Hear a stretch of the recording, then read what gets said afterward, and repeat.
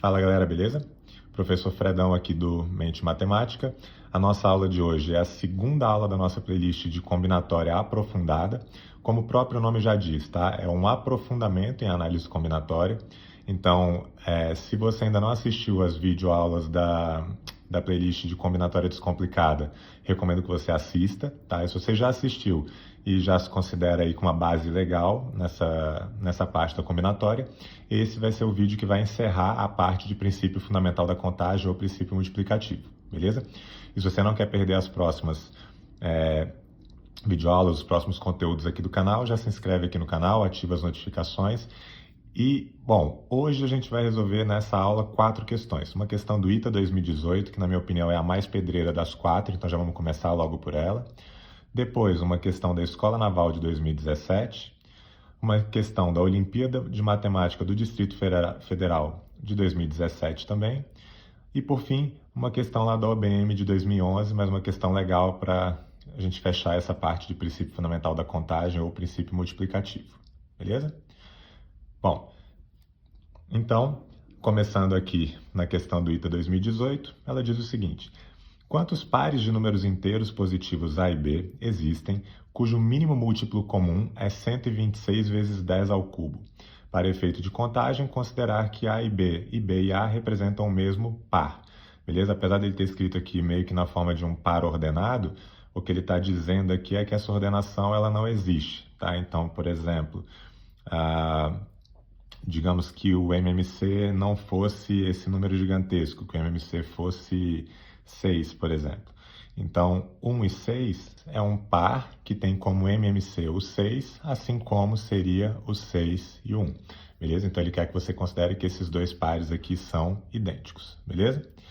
Então, vamos lá. Como sempre, ou quase sempre, né, em combinatória, ou em problemas de matemática em geral, ao invés de a gente começar com um problema que é extremamente complicado, que é já um MMC de número grande, que é o 126 vezes 10 ao cubo, ou 126 mil, seria interessante a gente tentar entender o que acontece para casos menores, tá? Eu não vou me preocupar tanto em revisar muitos conceitos, mas antes de fazer o cálculo para um caso menor, para um caso reduzido, a gente vai só entender aqui como que a gente calcularia o MMC num caso como esse aqui, que está de vermelho, beleza? Depois a gente vai fazer um caso reduzido antes da gente passar para a resolução de fato. Então, se eu quero saber o MMC, ou seja, o mínimo múltiplo comum desses números que estão aqui, né, do 2 ao cubo vezes 3 à quinta vezes 5 ao quadrado, com o 2 ao cubo vezes 3 ao quadrado vezes 5 à quarta vezes 7 à primeira, o que a gente vai ter que lembrar é: se é um mínimo múltiplo comum, então esse número tem que ser um múltiplo tanto desse quanto desse, e tem que ser o menor múltiplo comum a esses dois. Ou seja, como aqui eu tenho um 2 ao cubo e aqui eu também tenho um 2 ao cubo, aqui eu tenho que ter com certeza um 2 ao cubo, beleza? Eu não poderia ter apenas um 2 ao quadrado, porque senão eu não garantiria a multiplicidade pelo 2 ao cubo, assim como eu não poderia ter também um 2 à quarta, porque isso não seria um mínimo múltiplo comum. Seria um múltiplo do 2 ao cubo e do 2 ao cubo, mas não seria o menor múltiplo comum. Então, fato que aqui vai ter que ter um 2 ao cubo. Como aqui eu tenho um 3 à quinta e um 3 ao quadrado, então não é suficiente eu colocar o 3 ao quadrado. Por quê? Isso só garantiria a multiplicidade por esse 3 ao quadrado, mas não pelo 3 à quinta. Então, eu preciso colocar aqui um 3 à quinta. E aí já deu para entender mais ou menos a lógica, né? O que vai acontecer é que cada uma dessas potências de base prima vai ter que aparecer aqui, então vai ter que aparecer o 5, assim como vai ter que aparecer o 7 para garantir a multiplicidade. E para que seja o menor múltiplo comum, esse expoente que vai aparecer em cada uma das potências de base prima tem que ser um expoente que, quando você fizer uma comparação entre esses dois, seja o maior deles para garantir a multiplicidade pelos dois números. Então, aqui tem que ter um 5 à quarta. O 7, apesar de não aparecer aqui, eu preciso dele no MMC para garantir a multiplicidade por esse 7 do segundo termo, beleza? Então, em linhas gerais, o expoente que a gente vai ter aqui vai ser sempre o maior dentre os 2 ou 3 ou 4 expoentes, vai depender de quantos números você quiser o MMC, beleza? Então, fazendo aqui um caso um pouco menor, digamos que essa questão pedisse o MMC de AB, né? Ele quer saber quantos são os pares de números inteiros positivos A e B, que existem, cujo mínimo múltiplo comum seja, aí muda isso daqui e considera que é 24, beleza? Quando a gente faz a decomposição canônica, né, ou a fatoração desse número em primos, o que a gente tem aqui é um 2 ao cubo vezes 3 à primeira. Então, se esse nosso A for um número que tem a forma 2 elevado a alfa 1 vezes 3 elevado a alfa 2, e o B seja um número que tem a forma 2 elevado a beta 1 vezes 3 elevado a beta 2, então, o que a gente pode dizer a respeito do máximo valor entre o alfa 1 e o beta 1, beleza? Qual tem que ser o maior dentre esses dois valores? Bom, obrigatoriamente, como aqui você tem um 2 ao cubo, pelos motivos que a gente explicou aqui naquele exemplo em vermelho, o máximo valor entre o alfa 1 e o beta 1 tem que ser 3, beleza? Isso não significa dizer que ambos têm que ser iguais a 3. Já já a gente vai ver como é que a gente vai lidar com esse máximo igual a 3, beleza? E como aqui você tem um 3 à primeira, então comparando alfa 2 e beta 2, o máximo que pode aparecer aqui para esses dois números é o 1, beleza? Então vamos ver quantas possibilidades a gente teria para alfa 1 e beta 1, para esse par.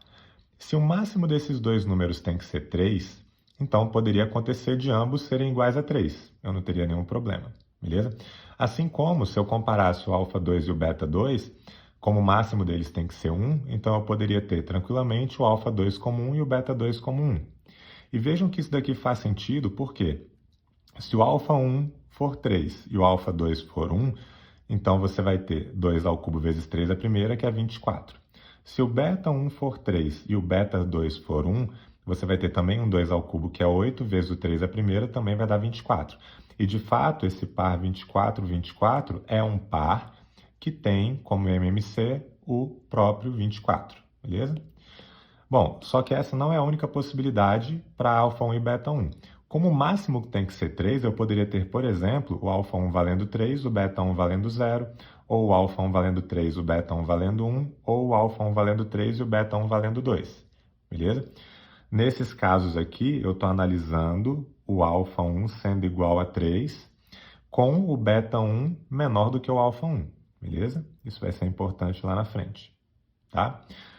Mas eu também poderia ter o beta 1 valendo 3. Então, eu poderia ter aqui o beta 1 valendo 3 e o alfa 1 0, ou o beta 1 valendo 3 e o alfa 1 1, ou o beta 1 valendo 3 e o alfa 1 2, beleza? Aqui eu estou analisando os casos em que o beta 1 é 3 e o alfa 1 é menor do que o beta 1, beleza? E o primeiro caso que a gente analisou aqui era o alfa 1 igual a 3 e o beta 1 também igual a 3, beleza? Então, notem que aqui, para esse par alfa 1, beta 1, a gente tem 7 possibilidades, beleza? Aqui a gente vai começar a entrar na parte da análise combinatória de fato.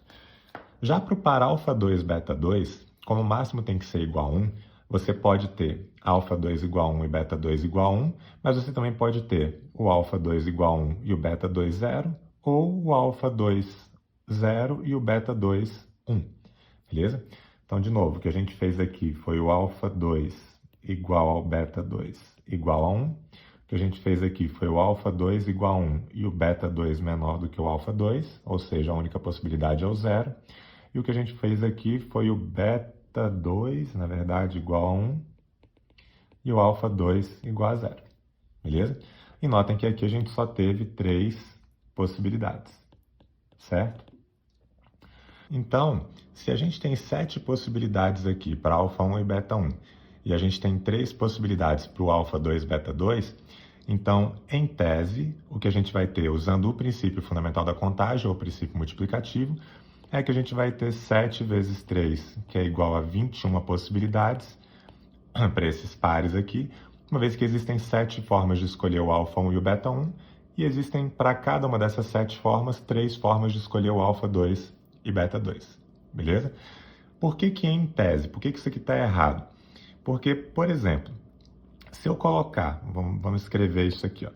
Se eu escolho essa situação e essa situação, beleza? E depois, no segundo caso, eu escolho a mesma. Então, se eu escolher alfa 1 igual a 3 e beta 1 igual a 0, e eu escolher alfa 2 igual a 1 e beta 2 igual a 1, eu vou ter como solução aqui um A valendo 2 ao cubo vezes 3 à primeira, que é 24, e um b valendo 2 elevado a zero, que é 1 vezes 3 à primeira, que é 3.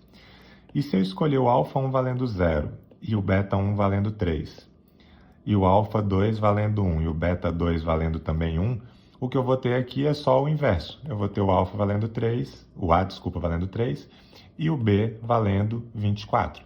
A gente tem que lembrar que esse par 24 e 3 ele é idêntico, é congruente ao par 3 e 24. Então, eles não podem ser considerados distintos. Então, a gente deveria também, em tese, dividir por 2. Mas se a gente dividir por 2, vai dar um número quebrado, né? Não vai fazer muito sentido. E isso acontece basicamente porque todos os pares que a gente toma aqui, eles aparecem duplicados, exceto um par, que é o par 24 e 24, beleza? Esse não tem como duplicar, que é o caso em que esses dois aqui são iguais.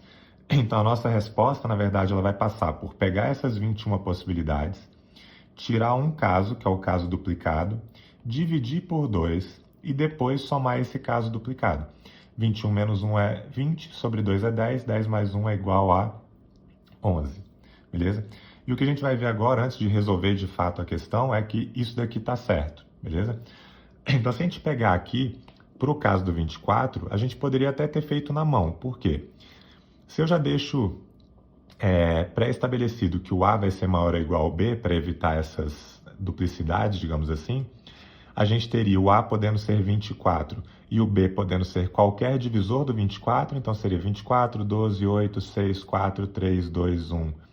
E acabou, né? Teria essas 8 possibilidades aqui. E depois eu teria que reduzir o A para o próximo divisor dele, que seria o 12, e o 12 só teria como outra possibilidade para B o 8. Beleza? Não poderia ser, por exemplo, 12 e 6, porque se fosse 12 e 6, você teria um MMC que ele é igual a 12 e não a 24, beleza? E depois a mesma coisa para o 8 e para o 6 e para o 8 e para o 3, beleza? Seriam essas as únicas 1, 2, 3, 4, 5, 6, 7, 8, 9, 10, 11 possibilidades, cujo MMC é igual a 24. E aqui eu pintei também, ó, de roxo e de azul, para vocês perceberem que sempre nesse par você vai ter um deles com o 2 elevado à potência máxima, que seria ao expoente máximo, desculpa, que seria 3, e o 3 elevado ao seu expoente máximo, que seria 1. Em qualquer uma dessas soluções, uma das duas potências do 2 teria que estar elevada ao cubo, uma das duas potências do 3 teria que estar elevada ao primeiro, que é aquele lance do máximo dos dois expoentes, beleza? Então, isso vai acontecer para todas essas soluções. E o que eu fiz aqui foi basicamente desenhar as 7 possibilidades para o par alfa 1, beta 1. Para cada uma dessas 7, observem que eu tenho 3 possibilidades para alfa 2, beta 2. Então, aqui eu teria 21 linhas de solução que estão aqui, beleza? Só que a gente observa que, por exemplo, o 24 com o 24, ele não vai duplicar, ele só vai aparecer uma vez em toda essa nossa contagem, beleza? Dessas 21 possibilidades. O 24 e o 8 e 24 já apareceu duplicado. E aqui, por exemplo, se eu pego 3, 0 ou 0, 3 com 1, 1 e 1, 1, eu tenho aquela situação do 24 e do 3, do 24 e do 3. E aí esse desenho foi só para mostrar que quando passa dessa linha verde aqui para baixo, cada um deles não é mais do que uma repetição de algum que já apareceu lá em cima, beleza? Como esse, por exemplo, é uma repetição daquele. Tranquilo? Tudo isso para vocês entenderem de fato o porquê que você deveria ter pego aqui o 21 menos 1 dividido por 2, porque serão essas 21 soluções, menos essa que não repete. Então, sobrariam 20 dividido por 2, para evitar essa dupla contagem, e depois somar uma possibilidade que seria essa, beleza? E agora sim, essa era a parte mais chata para vocês entenderem essa lógica. Agora a gente pode resolver isso para o 126 vezes 10 ao cubo, e aí não vai demorar tanto. Vai ser uma resolução relativamente rápida, tá? Uma vez que a gente vai generalizar isso aqui agora para um caso maior. Então vamos lá. Agora a gente quer que o MMC seja igual a 126 vezes 10 ao cubo. Nosso primeiro passo vai ser fazer essa decomposição canônica aqui, beleza? Ou a fatoração em primos. Então, 126, quando você fatora, né? Por 2 fica 63, por 3 fica 21, por 3 fica 7 e depois fica 7 de novo. Então, isso é 2 à primeira, vezes o 3 ao quadrado, vezes o 7 à primeira. E o 10 ao cubo nada mais é do que um 2 ao cubo vezes um 5 ao cubo. Logo, esse MMC que a gente quer, ele é da forma 2 à quarta, né? 2 à primeira vezes 2 ao cubo, vezes o 3 ao quadrado, vezes o 5 ao cubo, vezes o 7 à primeira. Beleza? Então, se a gente fizer algo parecido com o que está aqui, vou até puxar esse daqui para já agilizar, ó. Vou colocar aqui de vermelho. Então, além desse α1 e desse α2 para a potência do 3, a gente também teria aqui um 5 elevado a α3 e um 7 elevado a α4. Assim como para o B, a gente teria um 5 elevado a um beta3 e um 7 elevado a um beta4. Beleza? Só que agora, vamos lá. O que a gente tem que pensar aqui é que vão existir sempre pares que eu vou chamar de alfa e beta i, beleza? Cujo máximo de cada um deles vai ter que ser igual a um determinado k. Porque no caso da potência do 2, vai ter que ser igual a 4. No caso da potência do 3, vai ser igual a 2. Na do 5 vai ser igual a 3. Na do 7 vai ser igual a 1. Então, eu vou primeiro generalizar para k. E aí, a partir disso, a gente vai fazer o cálculo depois para esse número e, de fato, terminar a questão. Então, se o máximo de αi com beta-i tem que ser igual a k, a gente vai ter que separar isso aqui em 3 casos.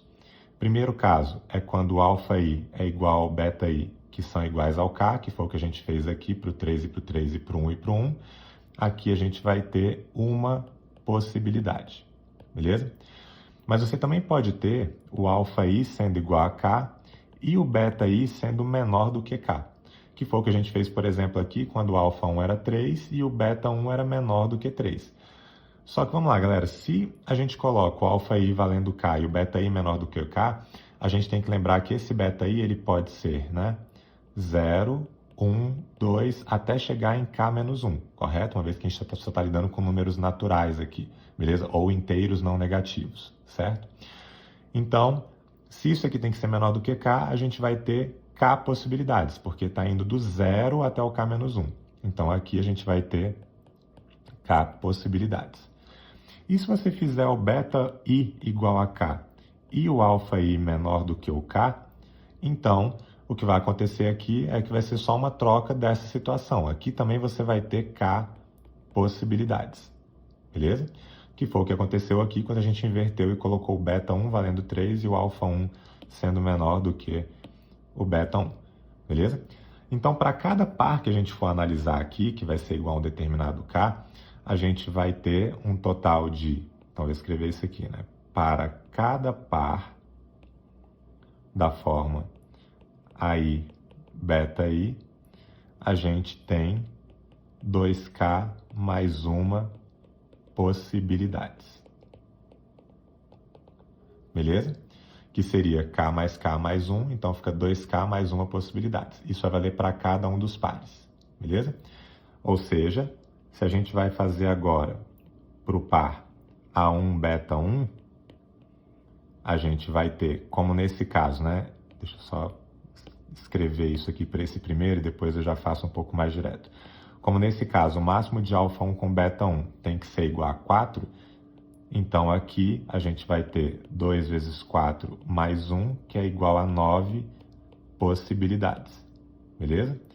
Como o máximo do alfa 2 beta 2 vai ter que ser igual, já que é da potência do 3, tem que ser igual a 2, então a gente vai ter 2 vezes 2 mais 1, que é igual a 5 possibilidades, beleza? Fazemos a mesma coisa agora para o alfa 3 e para o beta 3, a mesma coisa para o alfa 4 e para o beta 4. Para o alfa 3, beta 3 tem que ser 3, aquele K, então aqui você vai ter 2 vezes 3 mais 1, que é igual a 7 possibilidades. E por fim, para o alfa 4, beta 4, tem que ser igual a 1K. Logo, isso aqui vai ser 2 vezes 1 mais 1, que são 3 possibilidades. Então, para finalizar, pelo princípio multiplicativo, o que a gente vai ter aqui são 9 vezes 5 vezes 7 vezes 3 possibilidades. 9 vezes 5 é 45, 7 vezes 3 é 21. 21 vezes o 45, eu posso pensar em 20 vezes o 45, que é 900, mais uma vez o 45, então isso aqui dá 945. Só que esse 945 ele é equivalente, naquele nosso exemplo aqui, ao produto do 7 pelo 3, que dava 21. Então, o que a gente tem que lembrar de fazer agora? pegar o 945, tirar uma possibilidade, que seria os dois números alfa e b serem iguais ao próprio MMC, beleza? Dividir isso por 2 para evitar as duplas contagens e depois adicionar 1. Então aqui vai ficar 944 por 2, que é 472, mais 1, totalizando 473, beleza? Então, nesse problema existem 473 pares de números inteiros positivos A e B, cujo MMC seja igual a 126.000, desde que a gente considere o AB congruente ao BA, beleza? Caso fossem pares ordenados distintos, a nossa resposta teria sido simplesmente 945, beleza? Aqui a gente termina essa primeira questão, ela foi, com certeza, vai ser, né, dessa nossa aula a mais pancada, e agora a gente vai para outras 3 questões que não são fáceis, são nível aprofundamento, mas vão ser um pouco mais tranquilas do que essa primeira aqui, beleza? Então vamos lá para a nossa segunda questão agora. Bom, a nossa segunda questão é uma questão da Escola Naval 2017, que diz o seguinte: A é um conjunto com N elementos e B é o seu subconjunto com P elementos, com N maior do que P, e NP pertencente aos naturais. Determina o número de conjuntos X, tais que B. A gente lê isso aqui de algumas formas, a gente pode ler isso aqui de algumas formas distintas, né? Esse símbolo você pode ler como está contido, ou é parte de, ou é subconjunto de. Beleza? Então, B está contido em X, que por sua vez está contido em A. Ou B é um subconjunto de X, que por sua vez é um subconjunto de A. E ele quer que você assinale a opção correta. Bom, aqui, né, para a galera das escolas militares aí que gosta de usar esse termo, rola um bizu, que é uma sacada aqui, né, uma dica, um macete, né, tem alguns sinônimos aí para isso. Então, rola um bizu aqui que é o seguinte: o que você pode fazer, se você tem alternativas, e todas elas são bem diferentes, né? Assim, as bases são todas iguais, mas os expoentes são todos diferentes.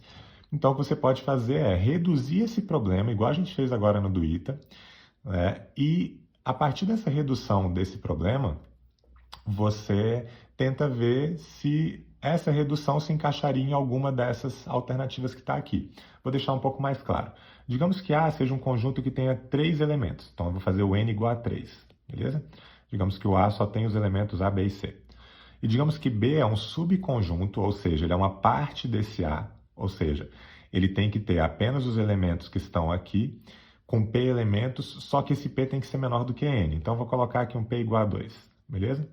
Então, eu tenho que fazer um subconjunto de A que só tenha 2 elementos, por exemplo, A e C. Tranquilo? Bom, quais seriam os possíveis conjuntos X que a gente poderia ter de tal forma que esse B fosse um subconjunto do X e que, por sua vez, o X fosse também um subconjunto do A, beleza? Então, a gente tem que pensar o seguinte, galera, olha só. Se o B tem que ser um subconjunto de X, então esses elementos obrigatoriamente têm que estar em X, né? Então, aqui eu teria que ter o A fixo e o C também teria que estar fixo. A única coisa que poderia mudar aqui no X é a presença ou não do B. Então, aqui, de certa maneira, para B, eu teria 2 possibilidades, correto?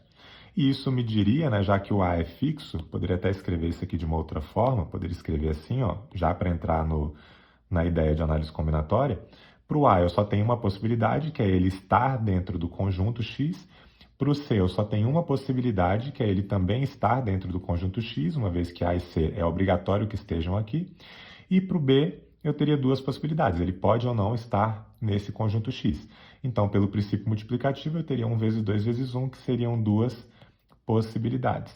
E, de fato, os possíveis X que eu poderia ter seriam A e C, que é o próprio B, e o A, o B e o C, beleza?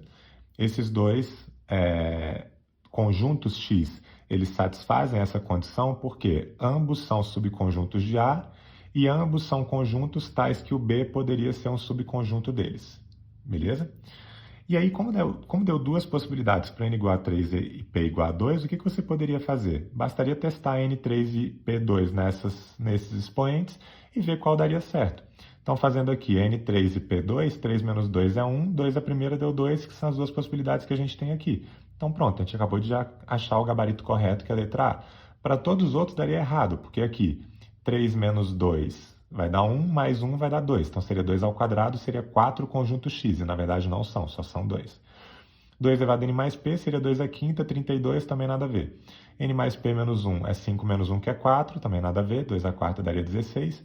N menos p menos 1 é 3 menos 2, que é 1, menos 1, que é 0. 2 elevado a 0 daria 1, também está errado, beleza?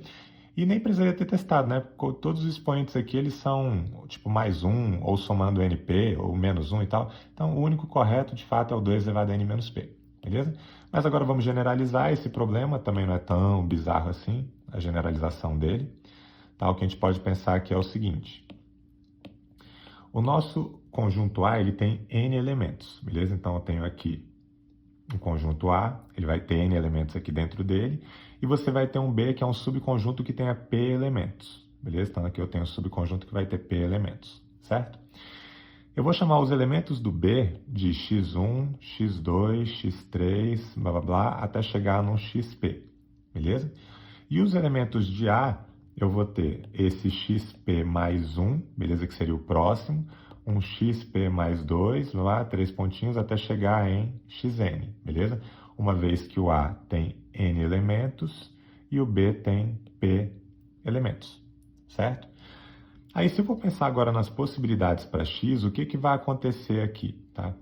O x1 é um elemento que está em B. Então, lá no nosso conjunto x, ele tem que estar presente. Então, só tem uma possibilidade, que é ele estar de fato presente. Para o x2, a mesma coisa, só tem uma possibilidade, ele tem que estar presente naquele conjunto x. E isso vai continuar até que eu chegue no xp. Eu só tenho uma possibilidade aqui, que é ele estar presente. Depois, quando eu chegar aqui no xp mais 1 e for andando aqui até chegar no meu xn, tá? O que eu vou ter para cada um deles são duas possibilidades. Por quê? O xp mais 1, ele pode ou não... Bom, ele está presente no A, mas ele pode ou não estar presente no x, pelo mesmo motivo que eu expliquei no caso reduzido, beleza? O xp mais 2 pode ou não estar presente. Isso vai continuar até chegar em xn.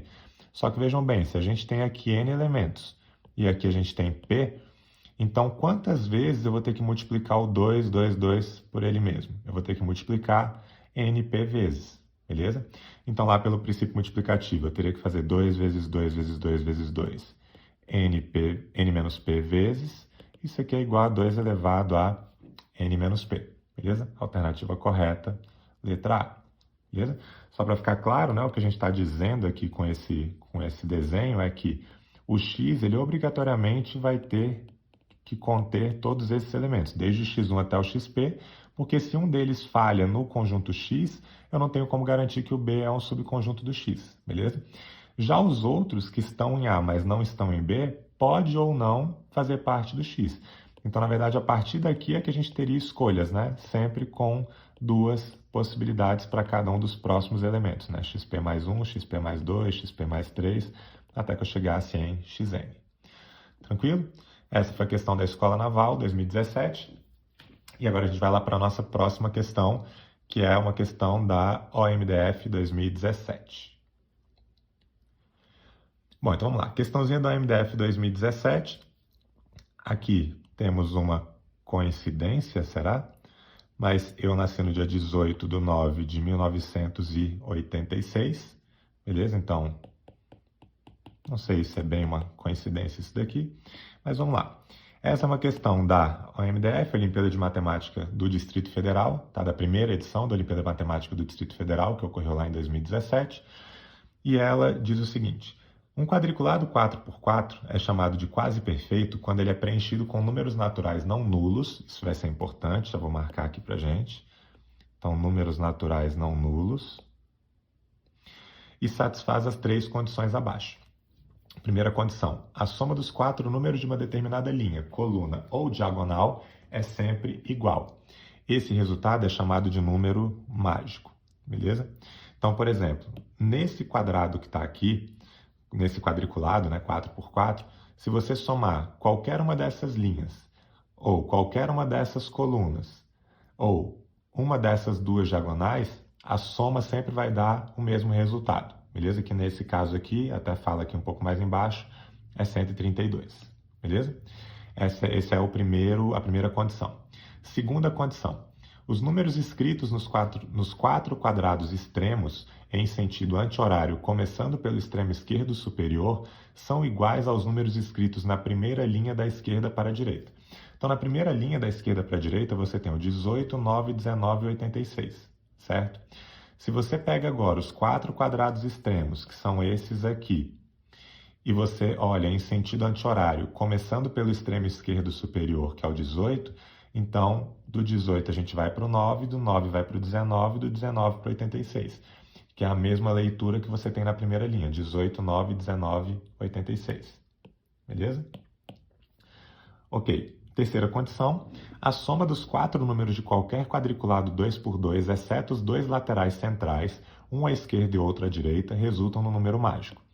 Então agora, se a gente pintar aqui um quadriculado 2 por 2, vou pintar aqui só para ficar mais claro.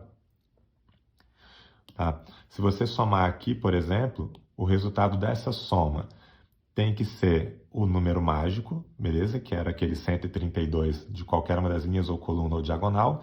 E isso vai servir para qualquer quadriculado 2 por 2 que você pegue, beleza? Qualquer um deles, exceto 2. Quais são os dois que ele fala que exceto? São os dois laterais centrais, um à esquerda e outro à direita. São esse daqui. Ele não vai ter uma soma 132, o que é bem claro, até porque 93 com 93 já ultrapassa bastante isso. E o quadriculado do lado lateral central direito. Tranquilo? Todos os outros quadriculados 2 por 2, eles vão ter como soma o número mágico. Beleza?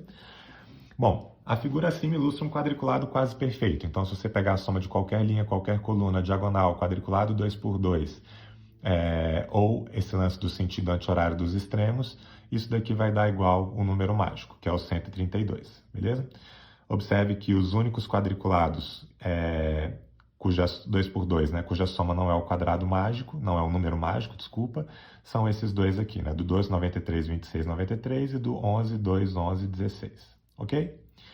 Bom, entendido isso daqui, vamos lá para a nossa primeira questão, tá?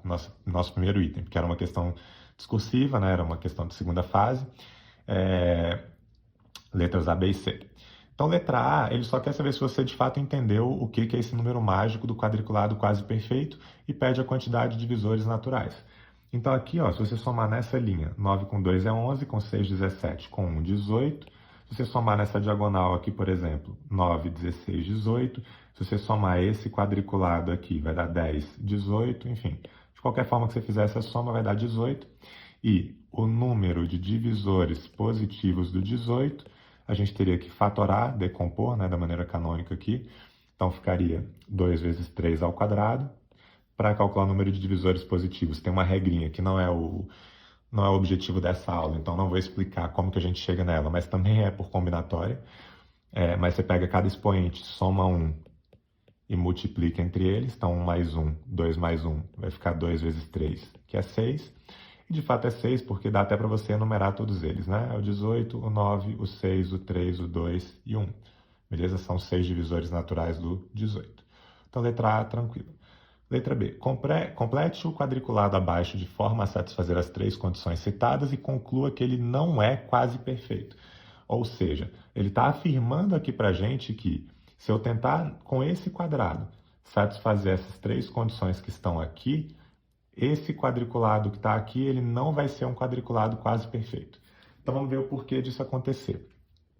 Primeiro, como aqui está 8, 20, 20, 16, então, olhando aqui nos extremos em sentido anti-horário, tem que ter o 8, depois o 20, depois o 20, deixa eu colocar aqui de preto, e depois o 16. Beleza. Se eu olhar agora para essa diagonal, a soma dos números dessa diagonal tem que ser a mesma dos dessa linha, beleza? Se a gente somar essa linha aqui, a gente vai ver que o número mágico, ele vai ser igual a 8 mais 20 mais 20 mais 16, que vai dar 24 com 40, 64. Então, a soma dessa diagonal também tem que ser 64. Como aqui a gente já tem 13 com 8, 21, com 20, 41, então aqui ficaria 23, beleza? Só que se aqui deu 23, se eu pegar esse quadriculado 2 por 2 aqui agora, 20 com 20, 40, com 23, 63, então aqui tem que ser 1, beleza? Se eu pego agora, por exemplo, essa coluna que está aqui, 20 com 13, 33, com 1, 34, então aqui teria que ser 30, beleza? E agora se eu pego essa linha, 20 com 20, 40, com 30, 70, então aqui para ter o número mágico teria que ser um menos 6, né? Bom, teria várias formas de você chegar nesse menos 6, tá? Você não precisaria ter seguido exatamente esse caminho. Eu estou seguindo aquele que eu acredito que seja o mais curto. Mas você poderia ter preenchido todo esse quadriculado para poder conseguir depois chegar nesse menos 6. E qual o problema desse menos 6? É que o quadriculado ele só é chamado de quase perfeito quando ele é preenchido por números naturais não nulos, beleza? E naturais, certo? Então, você não pode ter zero, assim como você também não pode ter número negativo. Então, se você tentar satisfazer as três condições do problema, ele não seria um quadriculado quase perfeito pela presença desse negativo aqui. Beleza? E aí vamos lá para a letra C, a mais divertida delas. Calcule de quantas maneiras é possível preencher o quadriculado 4 por 4 abaixo, no qual o número escrito na terceira linha da segunda coluna é o sucessor do número escrito na... Peraí que eu acho que eu apontei errado, deixa eu ler aqui de novo. Calcule de quantas maneiras é possível preencher o quadriculado abaixo, no qual o número escrito na terceira linha da segunda coluna, então é esse que está aqui, C mais 1, é o sucessor do número escrito na primeira linha, terceira coluna. Então, a gente tem aqui o C mais 1 e aqui o C, beleza? De forma a obter um quadriculado quase perfeito preenchido apenas por números naturais não nulos. E agora tem uma nova condição, tem que ser natural não nulo inferior a 10, beleza? Bom, para a gente conseguir resolver isso daqui, eu vou começar chamando esses da primeira linha, esses quadriculados aqui de A, B, C e D, certo? E bom, se aqui é A, B, C e D, então essa mesma leitura tem que ser feita aqui no sentido anti-horário. Então aqui tem que ser B, C e ali em cima tem que ser D, certo? Só que se eu pegar agora nessa diagonal, o número mágico desse nosso problema nada mais vai ser do que A mais B mais C mais D, porque foi assim que eu chamei os elementos da primeira linha, certo? Então, nessa diagonal, se eu já tenho D, já tenho B e já tenho C, está faltando um A. Só que se eu somar isso daqui tudo, isso vai ter um mais um que eu não quero. Então, eu vou ter que colocar aqui um menos um, beleza? E aí, seguindo mais ou menos essa mesma lógica, só escrever um pouco menor aqui, a menos um, seguindo essa mesma lógica, eu vou fazer um pouquinho mais rápido agora, tá? Nesse quadriculado 2 por 2, falta um B e eu tenho que ter um mais um para compensar aquele menos um. Nessa coluna, falta o A e eu vou ter que ter um menos um para compensar o mais um. Para onde que eu posso ir agora aqui? Esse diagonal já foi, tá. Nesse quadriculado eu já tenho o A, o B e o C, falta um D, mas tenho que ter um mais um para compensar aquele menos um. Aqui falta um C, tem que ter um menos um para compensar aquele mais um. Cuidado! Você não pode fazer isso nesse quadriculado 2 por 2 e também não pode fazer isso nesse, beleza? Pelos motivos que já foram explicados anteriormente. Então eu vou para essa coluna aqui, por exemplo, falta um A, só que tem que ter um menos 2, já que já tem mais 2 aqui. Nessa coluna falta o D e tem que ter um mais 1. Nessa linha falta um B, já tem um menos 1 cancelando com mais 1, então falta um menos 1. E nessa linha falta um D e mais 2 para poder cancelar com aquele menos 2. Bom, de que forma isso ajuda a gente? Se a gente olhar para o A, tá? De quanto está variando aqui o A nesse quadriculado? Aqui você tem o A menos 1, o A menos 1 e o A menos 2, correto? Então, o nosso A está indo de A menos 2 até A. Então, quais seriam as possibilidades que eu teria de fato para o meu A? Ele poderia ser, por exemplo, igual a 1? Bom, 1 é um número natural não nulo inferior a 10. Até aqui está perfeito. Só que se você colocar 1 aqui, aqui você vai ter um 0, que já é um número nulo, que já não pode, e aqui pior ainda, porque você vai ter um menos 1, beleza? Então, o nosso A, para satisfazer essas condições, você tem que garantir, né, que esse A menos 2, ele é maior do que 0 e menor do que 10, assim como o A também é maior do que 0, menor do que 10. Mas, basicamente, basta você olhar para o menor deles, que é o A menos 2, e isso vai fazer com que o A tenha que começar no 3, porque 3 menos 2 é 1, que é o primeiro número que a gente poderia colocar ali, e isso ia continuando até que você chegasse no 9, porque tem que ser inferiores a 10. Como eu tenho um A aqui, eu não posso colocar o 10, por exemplo, eu teria que parar no 9. E aqui, se você contabilizar, né, do 3 ao 9, você vai ter 7 possibilidades, beleza? Depois, para o B, fazendo a mesma lógica aqui, o B ele vai de B, B mais 1, B menos 1, B. Então, ele está indo de B menos 1 a B mais 1. Isso vai fazer com que o B varie de 2, olhando para esse menor, até o 8, olhando para esse maior, porque 8 mais 1 seria 9, que é o nosso limite superior. E aqui de 2 a 8 você também tem 7 números. Basta você pensar que de 1 a 8 você tem 8, tira 1, sobram 7. Então, 7 possibilidades. Para C, a gente teria o C menos 1, o C mais 1 e o C. Então, uma situação idêntica ao do B. O menor é o C menos 1 e o maior é o C mais 1. Então, o C poderia variar de 2 até 8. 7 possibilidades. E, por fim, o D, você teria ele variando aqui de D, D mais 1, D mais 1, D mais 2. Então, o D varia de D a D mais 2. Logo, o D pode ir de 1 até 7, porque 7 mais 2 é 9, seria o limite aqui. E eu também tenho 7 possibilidades. Beleza? E, bom, se você tem 7 possibilidades para o preenchimento dos As ou de qualquer quadriculado que esteja relacionado ao A, né? Seja A-1, A-2, etc. E você tem 7 possibilidades para o B, 7 possibilidades para o C e 7 possibilidades para o D. Então, pelo princípio multiplicativo, o que a gente vai ter aqui é 7 vezes 7 vezes 7 vezes 7, que é a mesma coisa que 7 ao quadrado vezes 7 ao quadrado, que é 49 vezes 49. E 49 ao quadrado, existe um método bom para você calcular isso. 50 ao quadrado é 2.500, então 49 ao quadrado, se é uma unidade a menos do que o 50, eu tiro 1 do 25, fica 24, elevo 1 ao quadrado, fica 2.401, beleza? Esse método, não me lembro se ele já foi mostrado aqui no canal, tá? Mas ele é muito parecido com os quadrados próximos de 100, tá? Um método para quadrados próximos de 50. Com certeza, se eu não mostrei no canal, ele ainda vai ser mostrado em algum momento, ele vai estar disponível aí em alguma playlist de cálculo mental. E a nossa resposta para essa letra C, 2.401, beleza? Assim a gente termina a questão da OMDF. E aí a gente pode ir agora para a nossa última questão dessa aula, que é a questão da OBM 2011, beleza? Bom, a nossa última questão da OBM 2011 diz o seguinte: Renan quer pintar os quadradinhos da figura ao lado, usando até 3 cores diferentes, de modo que quadradinhos que compartilham um lado em comum possuam cores diferentes. Quantas pinturas distintas Renan poderá fazer? Bom, nesse problema, que é um daqueles problemas clássicos, né, de regiões que não podem ser pintadas de mesma cor, a gente tem um local aqui que é o mais restritivo, digamos assim, que é esse quadrado central. Porque esse daqui é justamente aquele que vai ter mais vizinhos ao seu redor, beleza? Essa casa aqui, por exemplo, só vai ter 2 vizinhas. Essa casa vai ter 3. Essa central vai ter 4. Então, como ela é a mais restrita, o nosso olhar vai ter que começar por ela, beleza? Bom, pelo menos foi assim a maneira que eu resolvi, né? Caso vocês tenham visto alguma outra resolução começando por algum outro ponto, enfim, também é válida, né? Mas eu vou começar pela central por ela ser aquela que tem a maior restrição, beleza? Só que aqui a gente vai ter que tomar cuidado com várias coisas. Por quê?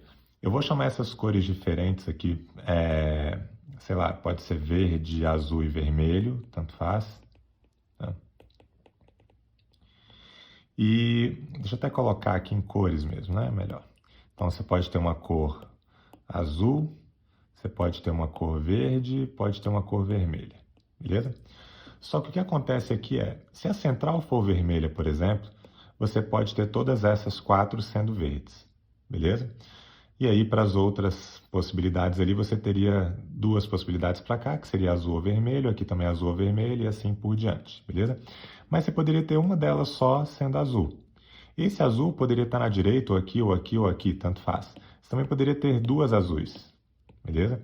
Essas 2 azuis e as 2 verdes poderiam estar opostas ou poderiam estar na diagonal. Poderia ter uma azul aqui com uma azul aqui e uma verde aqui com uma verde aqui, beleza? Então, para organizar melhor isso, eu vou pegar esse desenho que está aqui, tá? E vou copiar ele aqui 5 vezes.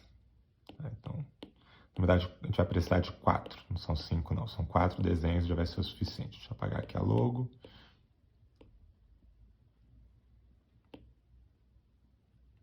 Bom, caso a bateria acabe aqui, eu faço uma ediçãozinha no vídeo e a gente retorna. Vamos lá. Então, quantas pinturas distintas Renan poderá fazer?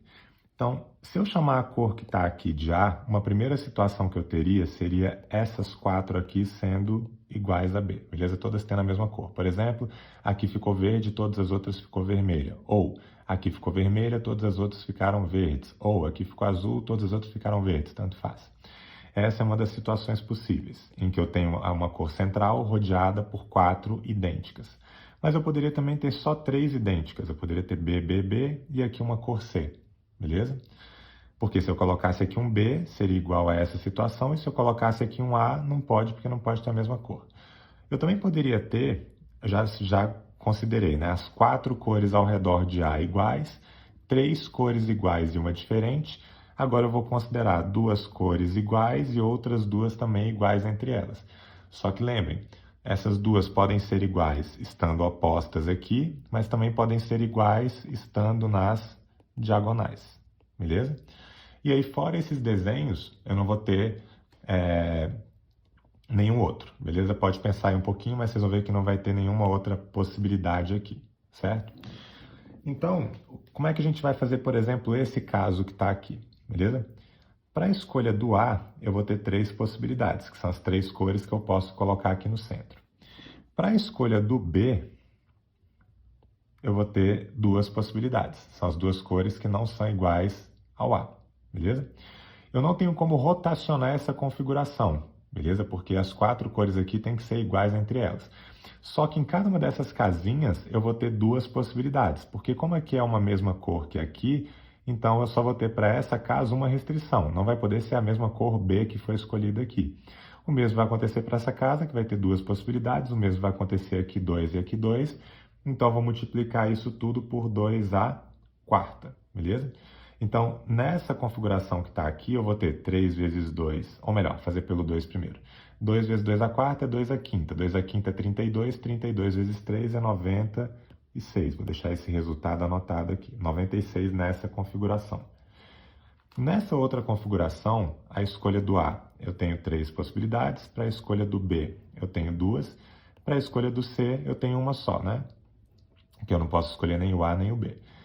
Só que aqui eu ainda vou poder rotacionar esse problema, porque essa cor distinta C, ela pode estar aqui, mas ela também pode vir para cá, pode vir para cá e pode vir para cá. Então, eu vou multiplicar por 4, que seriam as possíveis posições do C, beleza? E além disso, opa, apaguei demais. E além disso, eu tenho que pensar agora em cada uma dessas 4 casinhas aqui. Aqui eu vou ter 2 possibilidades, na que tiver entre os 2 Bs. Na outra que tiver entre os 2 Bs, também 2 possibilidades. Na que tiver entre B e C, isso aqui vai ser uma possibilidade só, que vai ser o A. E na que tiver entre B e C, de novo, uma possibilidade, que é o A.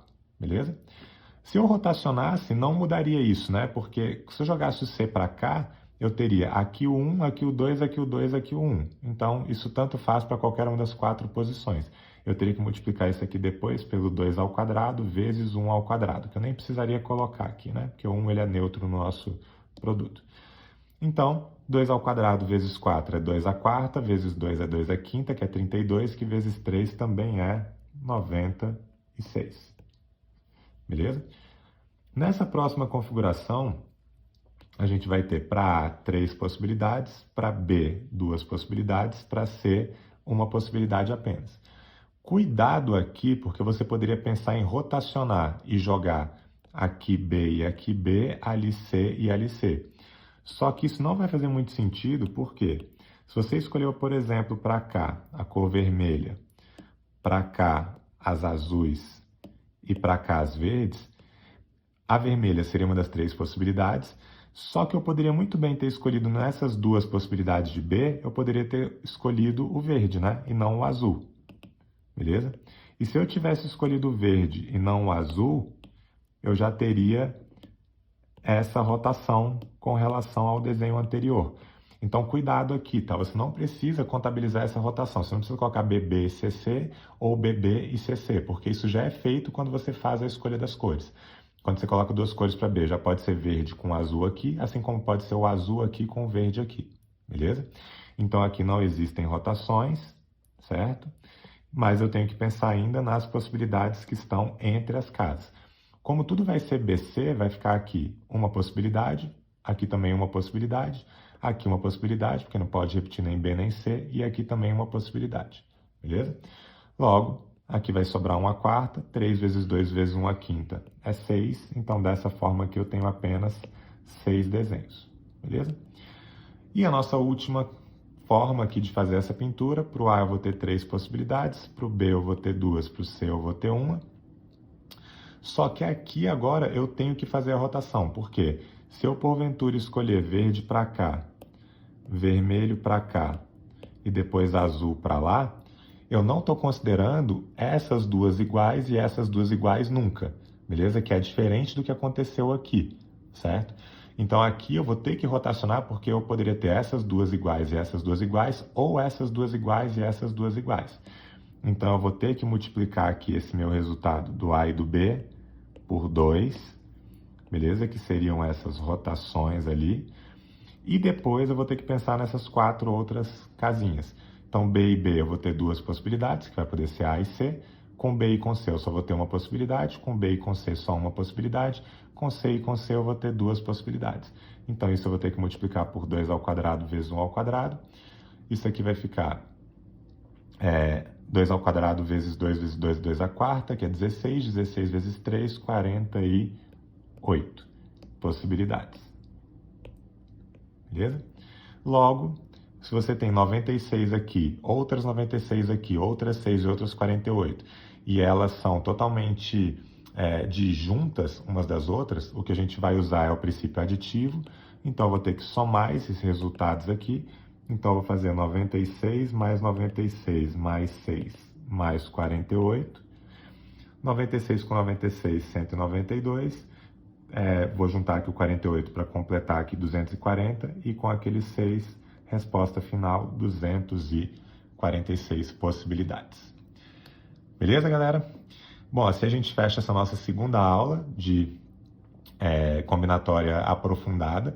Beleza? Espero que vocês tenham gostado. Se vocês gostaram, deixem aí um like, né? Compartilhem o canal com seus amigos para poder ajudar aí no crescimento do canal. Façam comentários, porque tudo isso ajuda bastante a gente aí na divulgação do canal e no próprio algoritmo aí do Google, enfim, do YouTube, para poder recomendar o canal para mais pessoas. Beleza? É isso, galera. Espero que vocês tenham gostado. Qualquer sugestão, críticas, elogios, desabafos, fique à vontade nos comentários e a gente se vê aí na nossa próxima aula. Beleza? Um abraço.